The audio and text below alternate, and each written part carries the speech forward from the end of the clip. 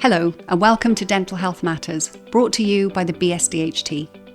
Today we're exploring lifestyle matters and what holistic preventive oral health can look like for both patients and practitioners. I'm Rhiannon Jones, President of the BSDHT, and I'm joined by Dr Maria Papavergos, General Dentist and Yoga teacher and founder of the Lifestyle Dentist.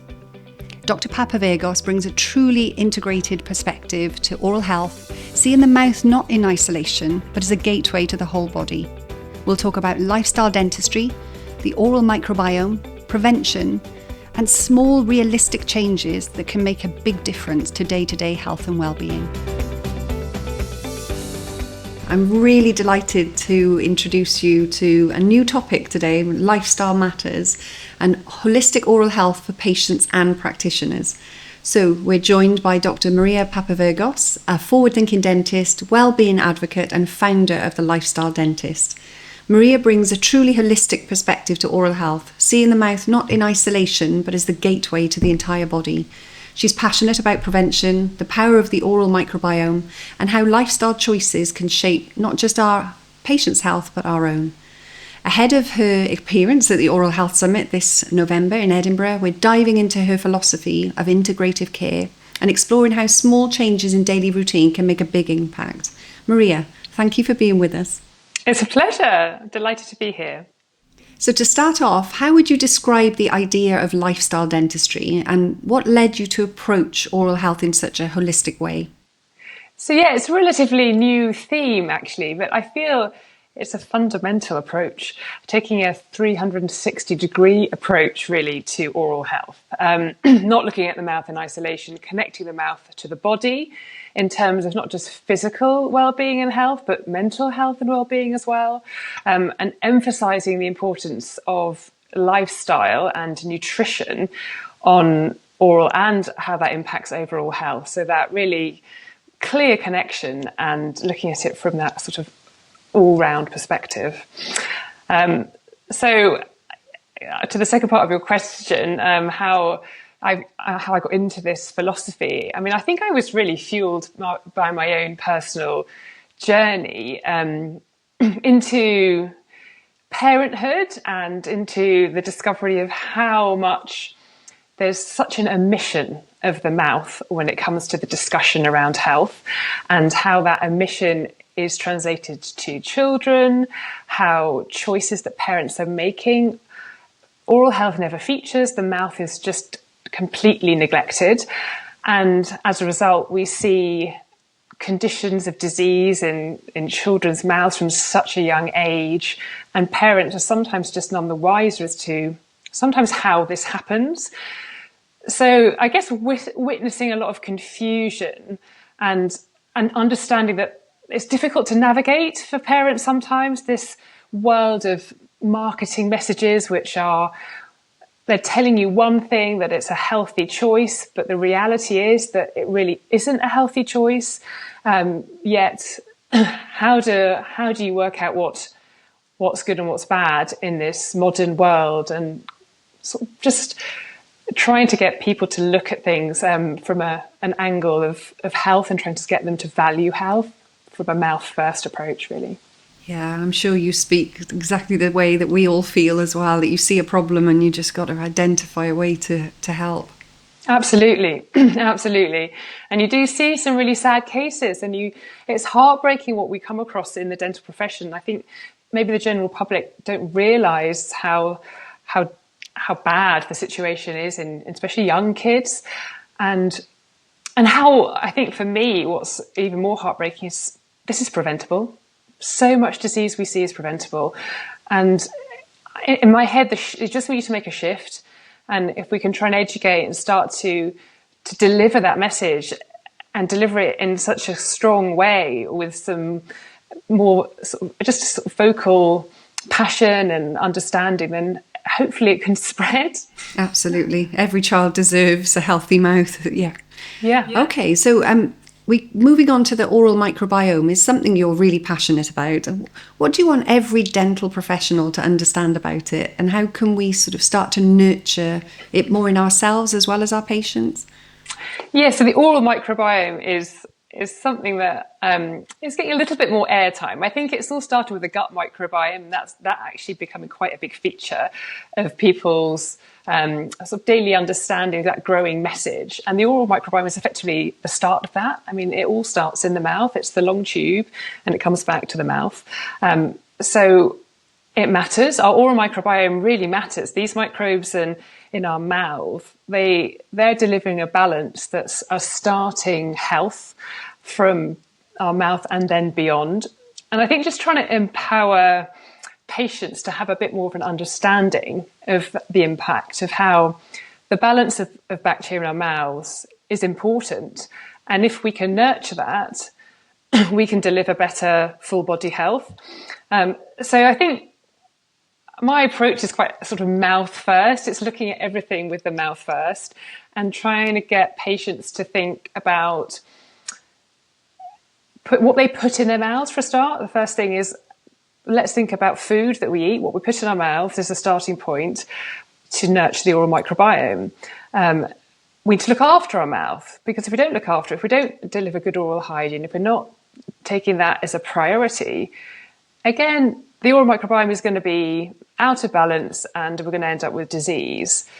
So it's that trying to encourage that mindfulness as to how, from a food first approach, from a consciousness approach as well, and just thinking about it, not just from perhaps sugar, which is something we talk about more, though that is a huge part of it, but from a more holistic approach, and looking at the things that we need to include as well. So including lots of variety of different fruit and vegetables, trying to have an anti-inflammatory diet, trying to look at eating whole grains, increasing our fiber intake, all these things which are going to nurture our microbes in our mouth and have an impact further down the line.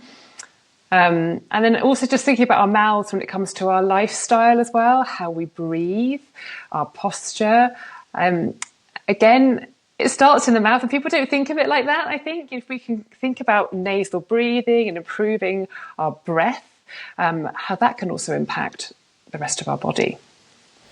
Absolutely. It's surprising how many things in general health are linked to oral health, aren't they, when you start thinking?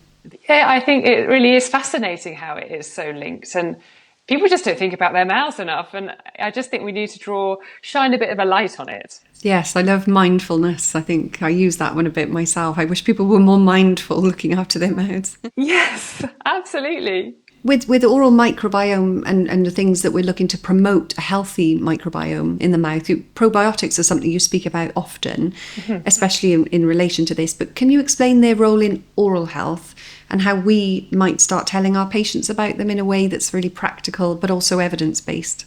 Yeah, sure. So yeah, I think probiotics are quite an exciting area of research, and it's still quite early days. But effectively, they're the live beneficial microorganisms that have been shown to now sort of favourably alter our mouth's microbiome, oral microbiome. And so there is some evidence for certain strains, such as Lactobacillus bifidobacterium, as actually they can inhibit the proliferation of our karyogenic bacteria, the pathogenic bacteria, and also inhibit accumulation of our biofilm, which is something that we need to remove on a regular basis. So they have been starting to demonstrate these effects. So they can have a role really in trying to manage dental disease, trying to protect against dental caries, periodontal disease, and also they're starting to show a bit of a role in reducing certain inflammatory markers as well. So they may be able to slightly modulate our immune response, which we know now is important for the proliferation of periodontal disease. So it has a role, and there's never just a one hit wonder approach. I think we always have to look at everything and look at the whole picture. But I think the more we can understand all the different aspects of how we can support our oral health and bring in lots of different aspects, then we have a greater chance of trying to improve overall mouth health in the population. And I think I'm quite keen on this approach from a food point of view as well, because I believe that we need to try and think in a food first approach, trying to have good nutrition. So trying to think about probiotics within the foods that we eat, I think is a really healthy approach. So just considering things like live yogurt, kefir, trying to be inclusive again in our diet and bring these things in, which is all going to help establish a better balance. So it's having that awareness. It is, and people don't think about their bodies as a machine that you knew if you put the wrong fuel in your car, it won't run well. Right. Yeah, that's a great analogy, actually. Sometimes it almost needs to be an analogy that they would understand, that then they can understand then with their own bodies. So, no, thank you for that. Yeah. So prevention really seems to sit at the heart of all of your work. How do lifestyle choices fit into a preventive model of oral care? And in what way can dental professionals lead by example, both in clinic but also in their own lives as well? So I think, as I said at the beginning, I think dental disease is so in majority preventable. And I think this understanding of how lifestyle really underpins that prevention, I think, is something that we need to push harder. I think people don't see dental disease in a way like that. They see it as something that some people are almost resigned to having it, and they just go to the dentist to have it treated. And I think people see having a filling very much as sort of going to the hairdresser, and in that it's just something that needs to be done. But actually it's a manifestation of disease, and it's a preventable disease. And I think we're in a position that we need to educate on that, and educate that this doesn't have to be this way, that dental disease is something that we don't have to live with. It's actually something that through lifestyle and just taking a different approach to how we live our lives and what we choose to eat, we can start to reduce those risks and see less of it happening. So I guess as dental professionals, we're in this unique position where we're seeing patients regularly, and we have an opportunity to have conversations and to bring up discussions. And I think we just need to maybe go a bit further with some of the discussions. Perhaps a lot of it is not a lot of confidence in the profession as to how to talk about nutrition. And I think nutrition can sometimes feel quite a scary topic because people can be quite sensitive about it. And it can be something that people are not receptive to. But I think the more that we can sort of bring in some conversation and highlight that, I think, as you said, that's, not trying to fuel in the right way and trying to just reframe it, that what we put in is what you get out. And people might start to be more receptive to listening. And I think also it's not just the disease of dental decay, it's a kind of bigger picture as well, and how it impacts the rest of our body. And I think also patients like to understand that connection, and if they know that poor lifestyle habits can also then translate as greater risk of things like heart disease and diabetes and Alzheimer's, that suddenly might feel a bit more of a powerful message. So it's just trying to create that connection in our patients as well. I'd like to shift the focus a moment now towards clinicians specifically. So with all the pressures that we know are in practice, why is it so important that we also protect the well-being of the dental team? And what could that look like in a real-world setting? Yeah, so this is an interesting subject. I think in the dental profession we see stress and burnout quite a lot. I feel more so in the recent modern world than before. I don't know if people are maybe more aware of it than before, but it's definitely something that is increasingly spoken about, which is a good thing, because I think if we're speaking about it, then we can address it. There are some inevitable aspects of being in practice as dentists and dental professionals, that it is a pressured environment. We are used to working in quite high stress environments, and we probably expected to work in quite high stress environments.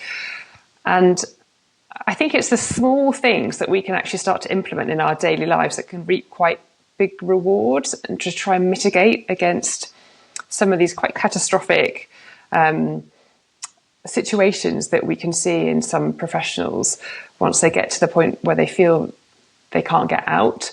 And I think some of the things that I talk about quite a lot are just the basics, like trying to to connect with nature is one of the things that I feel if we try and implement into our daily lives, then we have an opportunity to take a bigger perspective, to have a connection with nature gives us a sense of calm.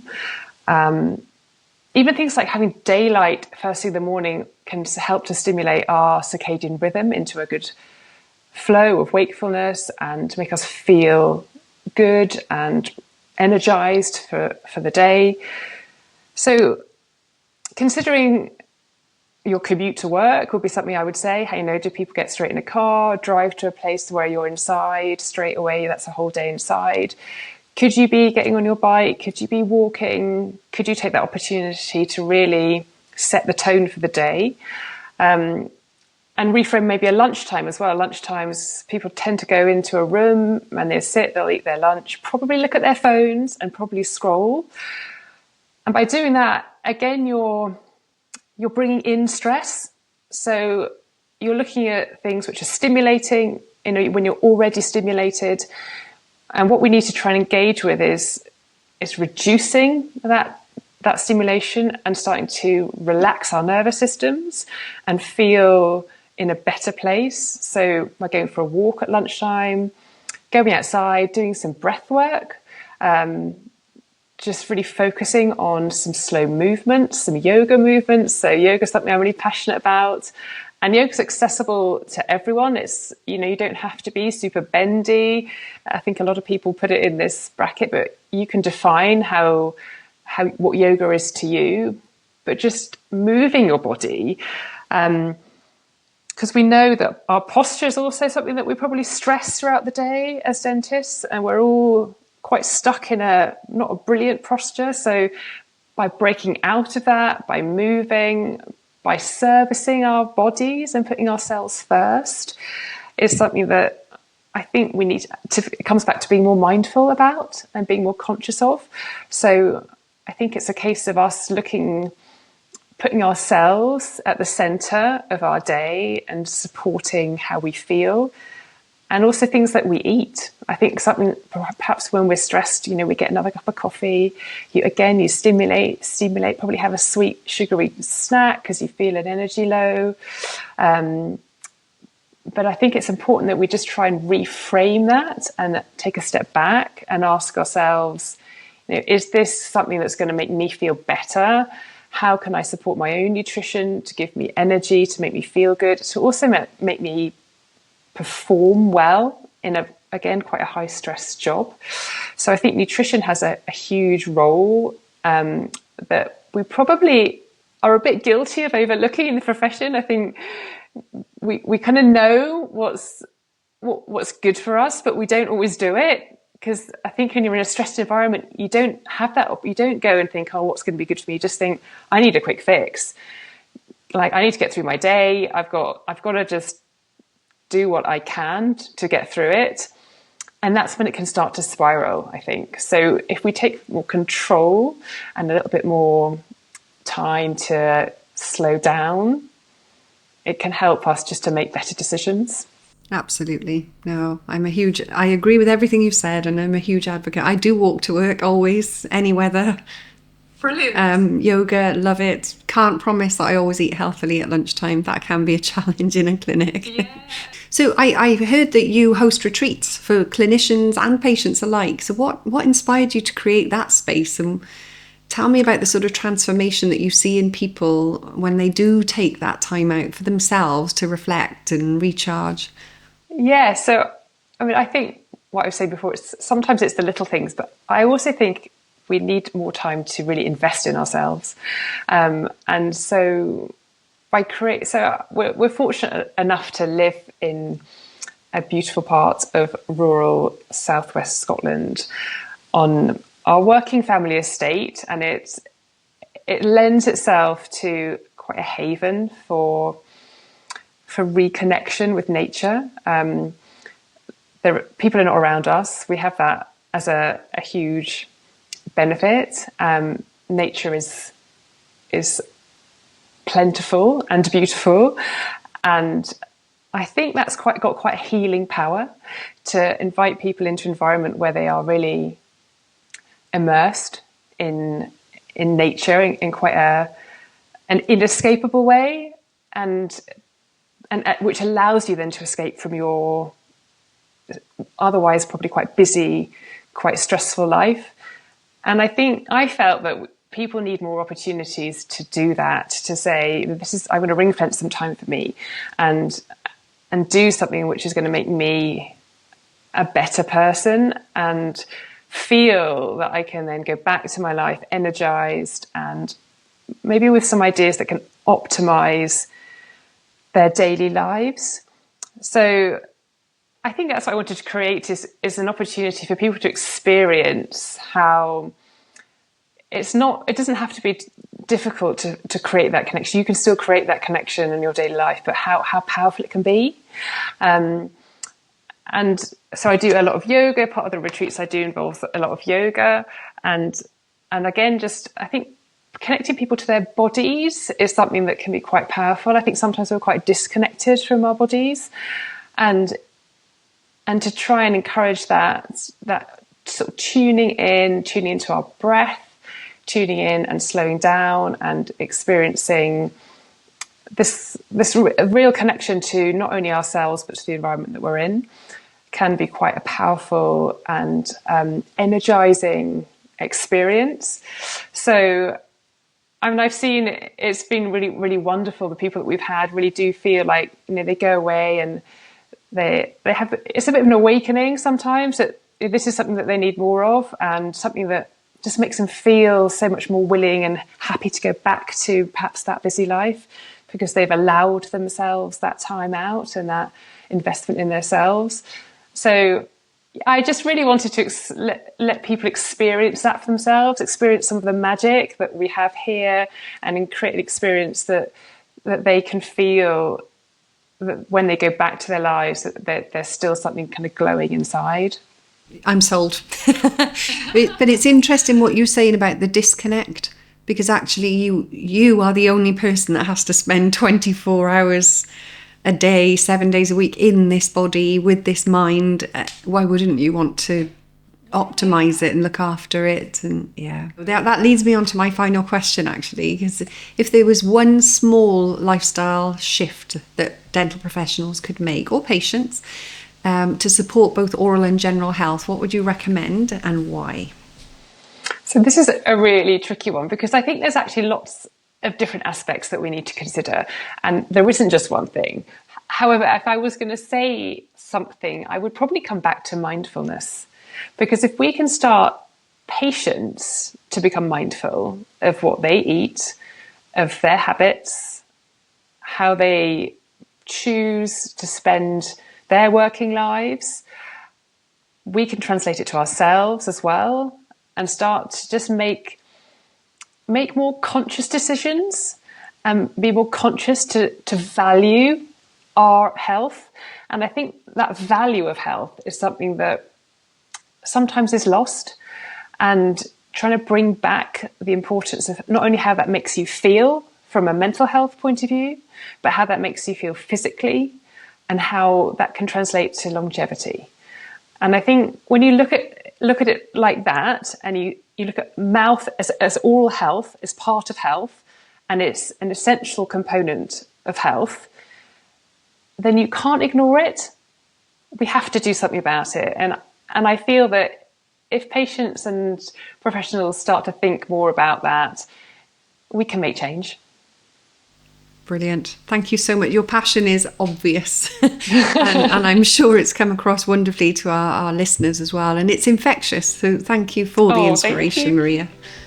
It's been a pleasure. Thank you for having me on.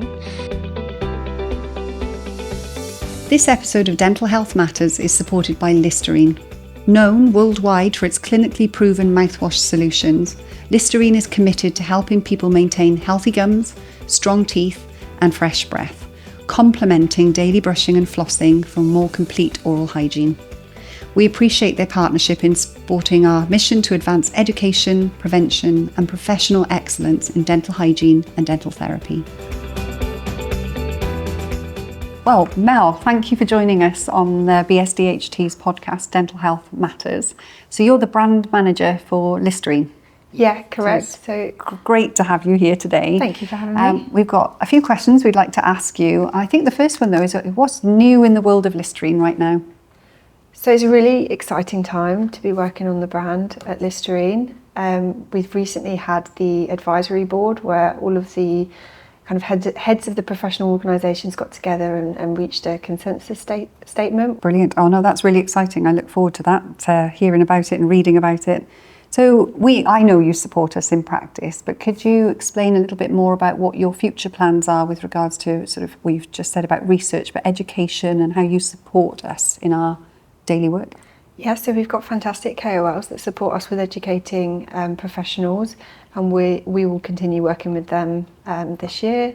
So Professor Ian Chappell, Ben and Laura have really been at the forefront of the roadshows that we've run in the past, and we're rebranding that to the clinical masterclass. It's going to be a slightly different way of educating professionals, also myth busting and kind of getting to those kind of common misconceptions about daily use mouthwash. Yeah. Because ultimately we want clinical health for all of our patients. Absolutely, yeah. And we can break it down in a very simple way and say you have to clean every surface of every tooth. Yeah. Sorry, I'm Welsh. Tooth every day. And actually, you might need more than one tool to do that. I think the days are gone of toothbrush, toothpaste, done. Yeah, it's nice to have another tool to add to your armoury. Yeah. I think if patients were removing 100% of plaque biofilm with their toothbrush and their interdental brushes or floss, then perhaps we could say there isn't a role. But I know I've seen in my own patients that that's just not the case for everyone. It's really difficult to get them to remove all of the plaque. So I think having another tool to support them in their home care is essential. Absolutely. And the EFP documentation, the S3 guidelines, which were developed by the BSP, and now we're using that, they support this as well. There's at least two sections where it clearly says consider the use about of your adjunctive product. Yeah, as an adjunct. That's great. So looking forward to 2026, where will our listeners and viewers be able to see you in this coming year? So we'll be at both of the dentistry shows in May and October, and we will continue supporting the All Health Conference next year in Wales. Yeah, thank you. And our partnership means a lot to us as a society, and I'm not sure people always understand that how the partnerships work, but it's really valuable to us. And yes, it's in my home country on the 27th and 28th of November next year. Thank you very much for being our guest on this podcast. No, thank you for having me. You're welcome.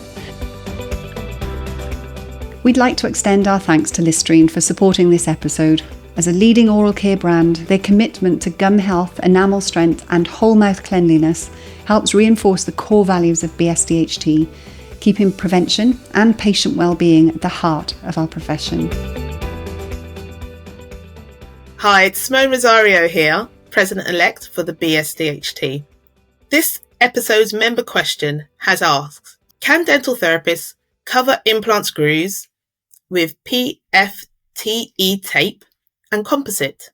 The individual had asked their indemnity and were advised that as long as it was in their scope of practice. The individual had said that within their scope from the GDC that we can treat implants or care for implants, but they were wondering if it extends to restorations of implants. They also shared that they would have had a prescription from a dentist and they would have had in-house training. After seeking advice from various colleagues, it was all felt that this was beyond our scope as dental therapists. And we wanted to really understand as well from the member what was the context of wanting to carry out that procedure, but we didn't get a response back. The concerns raised were the care for implants are within the scope of practice for dental hygienists and dental therapists, as long as we're providing non-surgical management and supportive peri-implant care. However, this form of treatment was leaning more towards restorative care. The other concerns were that it was acting more like restoring the implants. And it should be noted that dentists who treat patients with implants, whether placing, restoring, such as with cements or changing screws, they need to have additional implant indemnity. We also shared back to the individual that we noted that they had reached out to their indemnifier and they had shared that as long as they were in their scope. But we wanted to push back again and say, but what if there were complications with that implant? Would that individual be associated with the blame of the complication? And thus, would they have the adequate cover in place? That brings us to the end of today's episode of Dental Health Matters. Thank you so much for listening. I hope you found today's conversation helpful and informative. If you enjoyed this episode, please remember to subscribe, leave a review, or share it with someone who you know might benefit. See you next time.